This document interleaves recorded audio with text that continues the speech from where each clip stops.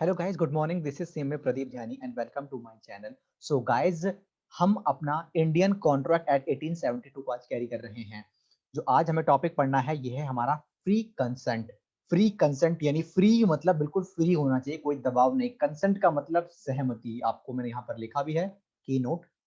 Consent का मतलब सहमति। जब दो व्यक्ति आपस में कोई कॉन्ट्रैक्ट करते हैं दोस्तों, जब कोई दो व्यक्ति आपस में कॉन्ट्रैक्ट करते हैं दोस्तों, तो उस समय उनकी जो कंसेंट है, उनकी जो सहमति है वो फ्री होनी चाहिए। किसी का कोई दबाव नहीं है कि कोई उसको डरा धमका रहा है, कोई दबाव कर रहा है उस पर, ऐसा बिल्कुल भी नहीं होना चाहिए।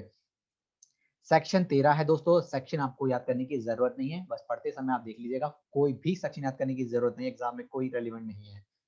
Two or more persons are said to have consented when they agree upon same thing in the same sense। एक लैटिन वर्ड यूज होता है consensus ad idem, इसका मतलब होता है फ्री कंसेंट यानी same thing in the same sense.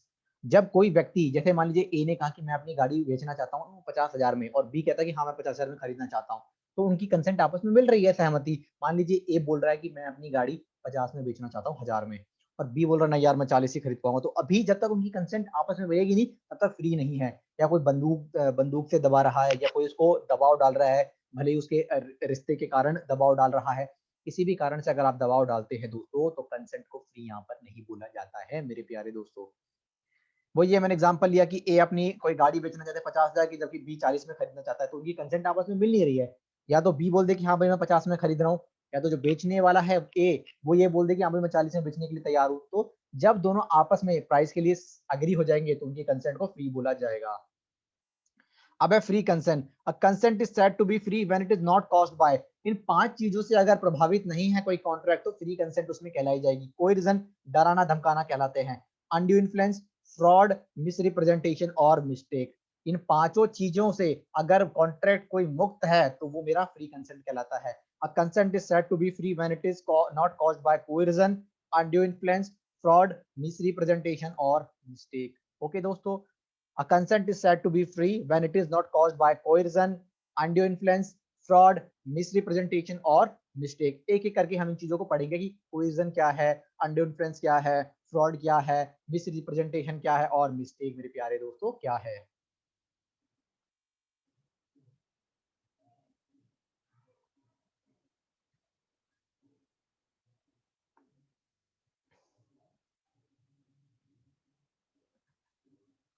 आइए हम कोएर्जन सीखते हैं। कोएर्जन है सेक्शन 15 में। कोएर्जन मेरे प्यारे दोस्तों सेक्शन 15 में है। कोएर्जन कमिटिंग और threatening to commit any act forbidden by Indian penal act. Indian penal act में जिस काम को करने से मना किया है, आप उस काम को कर रहे हो, किसी को डरा रहे हो, किसी को धमका रहे हो, तो ये फ्री कंसेंट नहीं है। दी अनलॉफुल डिटेनिंग और threatening to detain any property, किसी को डरा धमका कर उसकी प्रॉपर्टी को हथिया लेना, कब्जा कर लेना। To the prejudice of any whatever with the intention of causing any person, ऐसा कोई काम करना जिससे किसी और दूसरे पर्सन को नुकसान पहुंचे, वो काम करना। और जो काम आईपीसी ने मना किया है, यानी मैंने आपको पहले बता दिया इंडियन पीनल कोड एक्ट ने, इंडियन पीनल कोड ने कोई काम करने के लिए आपको मना किया, फिर भी आप वही काम कर रहे हो, तो threat to commit suicide amounts to coercion. Threat to commit suicide amounts to coercion. Threat to commit suicide amounts to coercion, यानी किसी को धमकाना भी कोएर्जन है, किसी को धमकाना भी दोस्तों कोएर्जन है। The agreement induced by coercion is voidable at the option of party। जो ये पांचों के पांचों कोएर्जन हो, या ये पांचों के पांचों क्या होते हैं, voidable होते हैं। जो पार्टी एग्रीव्ड है, यानी जो जिसको परेशान किया जा रहा है, उसको हम बोलते हैं एग्रीव्ड पार्टी। जो एग्रीव्ड पार्टी है उसके पास ऑप्शन है, या तो वो कॉन्ट्रैक्ट को छोड़ दे या कंटिन्यू करेगी। अगर कॉन्ट्रैक्ट को कंटिन्यू करती है तो वो वैलिड रहेगा, नहीं तो वो अगर कॉन्ट्रैक्ट को यहीं पर छोड़ना चाहे तो वॉइड हो जाएगा contract. A person to whom money has been paid anything, यानी जिसने कब्जा कर रखा है उसको वापस उस व्यक्ति को देना पड़ेगा। ठीक है दोस्तों, कोएर्जन का मतलब कोई डरा धमकाकर, जो आईपीसी ने मना किया है, कोई व्यक्ति ऐसा काम कर रहा है तो ये कोएर्जन कहलाया जाएगा, उस व्यक्ति को ये नहीं करना है। सिंपल सा वही एग्जांपल लिखा हुआ है, कुछ भी है, मान लीजिए एग्जांपल लिखा हुआ है कि क्या नाम है, गब्बर ना ठाकुर को क्या नाम है उसका, उससे गन पॉइंट पे रख रहा है कि मैं तेरे हाथ काट दूंगा, तू मुझे पैसे दे दे, या फिर इसमें तो एग्जांपल लिया मैंने कि बहू को वापस कर दे। तो इसमें एग्जांपल मान लीजिए कि कह रहा है कि मुझे इस कॉन्ट्रैक्ट पे साइन कर, वरना मैं तेरे हाथ काट दूंगा, तो गन पॉइंट पे रख के, तो ये गलत है। ठीक है, उसके बाद पढ़ते हैं हम अगला। अनड्यू इन्फ्लुएंस क्या है? अनड्यू इन्फ्लुएंस, अनड्यू इन्फ्लुएंस का मतलब होता है कि कोई किसी व्यक्ति के को प्रभावित कर रहा है, उसको इन्फ्लुएंस कर रहा है, प्रभावित कर रहा है। A contract is said to be induced by undue influence when the relation subsisting between the parties such that one of the parties is in a position to dominate the will of the other and uses that position to unfair advantage। यानी कोई किसी को dominate कर सकता है। मान लीजिए कोई टीचर है तो अपने स्टूडेंट को डोमिनेट कर रहा है, उससे अनफेयर काम करवा रहा है, क्योंकि टीचर जो है वो जो स्टूडेंट है वो टीचर की रिस्पेक्ट करता है, टीचर जो है वो स्टूडेंट की रिस्पेक्ट करता है गाइस। तो उस का गलत अगर टीचर फायदा उठाए तो वो अनड्यू इन्फ्लुएंस कहलाया जाएगा। मान लीजिए माता पिता अगर किसी बच्चे से कोई गलत फायदा उठाए, क्योंकि माता पिता की सब रिस्पेक्ट करते हैं और उनका आदर करते हैं, फिर अगर कोई गलत फायदा उठाए कोई माता पिता तो वो भी अनड्यू इन्फ्लुएंस कहलाया जाएगा, है ना। एग्जाम्पल लिखे हुए है ना, father and son, trust and beneficiary, guru and discipline, solicitor and doctor. तो ये सब when he hold the authority real or apparent or fiduciary relationship, यानी उसका ऐसा है कि कोई व्यक्ति किसी को प्रभावित कर सकता है, तो उसमें अगर वो गलत काम करता है यानी उससे साइन करवा लिए जबरदस्ती कॉन्ट्रैक्ट में आ गया, उसको प्यार बुझा के समझाकर। A contract which is induced by undue influence voidable. मैंने कहा ना ये सब है, फ्रॉड हो गया, मिस्टेक हो गया, मिसरिप्रेजेंटेशन हो गया, फ्रॉड हो गया, अनड्यू इन्फ्लुएंस हो गया, कोएर्जन, ये सब वॉइडेबल होते हैं। जो एग्रीव्ड पार्टी होती है उसके पास ऑप्शन होता है या तो वो कॉन्ट्रैक्ट को कैरी करे या फिर कॉन्ट्रैक्ट को यहीं पर छोड़ दे। ठीक है, जो पार्टी जिसको हम सताते हैं उसको हम बोलते हैं aggrieved party. Essential agreement R S, near relationship exist between the parties, parties के बीच में आपस में रिलेशन होता है, माता पिता, टीचर, स्टूडेंट का।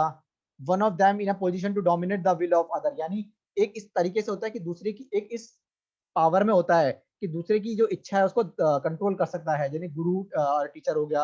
अ person deemed to be in such a position in the following circumstance, real and apparent authority है, उसके साथ फिड्यूशियरी रिलेशनशिप है, मेंटल डिस्ट्रेस, मान लीजिए कोई व्यक्ति मेंटली परेशान है और उससे क्या नाम है उसका, उसको उससे प्यार मोहब्बत ही साइन करवा लिया और अपनी अपनी प्रॉपर्टी अपने नाम करा ली, मेंटली परेशान था आपने उससे ये काम करवा लिया। Position is used to take an unfair advantage over the other, आपने उस पोजीशन का गलत इस्तेमाल किया और अपने फायदे के लिए किया। burden of proving the absence of use of dominant position to take the unfair advantage when the party who is position to dominate the will of other। अगर मान लीजिए जब कोर्ट पे केस जाता है तो जिसने ये गलत काम किया है तो उसको साबित करना पड़ेगा कि साहब मैंने ये कोई गलत काम नहीं किया, यानी मैंने इस डोमिनेट पावर को गलत इस्तेमाल नहीं किया। मान लीजिए a illiterate old man who is physically ill and mentally distress executed a gift deed in favour of relative who was taking care, यानी एक मान लीजिए व्यक्ति ना अपने किसी रिश्तेदार की देखभाल कर रहा था, वो बूढ़ा था और बीमार था और मेंटली थोड़ा परेशान था, लेकिन उसकी प्रॉपर्टी जो थी उसके नाम पर थी, उस बूढ़े और परेशान व्यक्ति की। तो जो जो रिश्तेदार था ना उसने उससे जाली साइन करवा ली और अपने नाम प्रॉपर्टी करा ली, तो वो वॉइडेबल है। वो अगर जब उसकी मान लीजिए अगर कोर्ट को ये पता चलेगा तो कोर्ट उससे वापस ले सकता है प्रॉपर्टी को। सेक्शन 17 है फ्रॉड।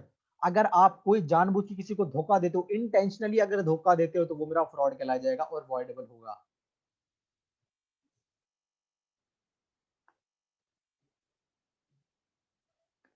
जब आप इंटेंशनली कोई काम करते हो तो उसको फ्रॉड कहेंगे, और अगर आप इंटेंशनली मतलब गलती से हो गया, आपने जानबूझकर नहीं किया तो उसको कहते हैं miss representation.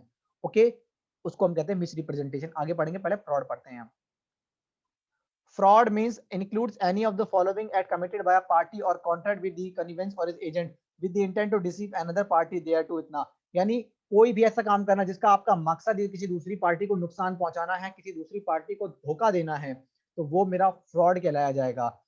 False statement, false statement, आपने कोई गलत बात बोल दी, फॉल्स स्टेटमेंट बोल दी, आपके कहे गए स्टेटमेंट से किसी ने कोई सामान खरीद लिया, क्या कॉन्ट्रैक्ट कर लिया, अब उसको नुकसान हो रहा है, जबकि आपको पता था कि इस चीज को करने से उसको पहले से ही नुकसान होगा।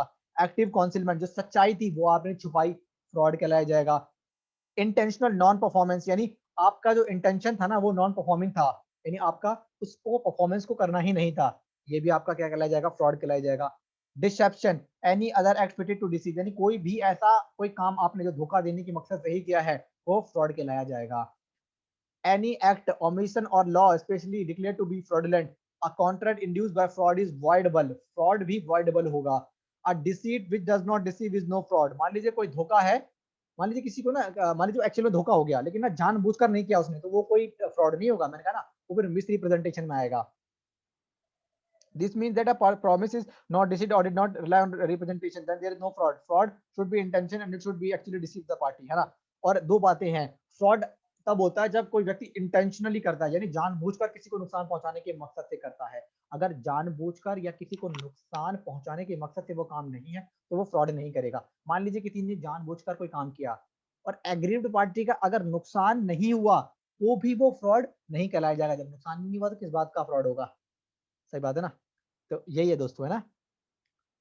Is mere silence amounts to fraud? No, एक नंबर में आ सकता है। Is mere silence amounts to fraud? No is the answer. Silence does not amounts to fraud. Where it is the duty of the person to speak? हाँ, अगर उसकी duty थी और वो चुप रहा तब फ्रॉड कहलाया जाएगा। Where silence itself equivalent to speech? Yes, अगर मान लीजिए अगर वो साइलेंट है तो माना जाएगा कि वो क्या नाम है उसका, कि वो ट्रू बोल रहा है।